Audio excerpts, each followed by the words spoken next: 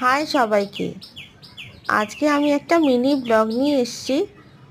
তার কারণ অনেক দিন কোনো ভিডিও ভালোভাবে দেওয়া হয় না, আর আমার শরীর খারাপ থাকার জন্য আমি দিতেও পারিনি। কারণ এই প্রচণ্ড গরমে বিশাল শরীর খারাপ হয়ে গিয়েছিল আমার, তাই জন্য আমি ঠিকঠাক দিতে পারছিলাম না। তবুও আজকে আমার ইচ্ছা হলো আজকে একটু দিই, বাগানটা দেখাই, তাই একটু বাগানটা দেখালাম।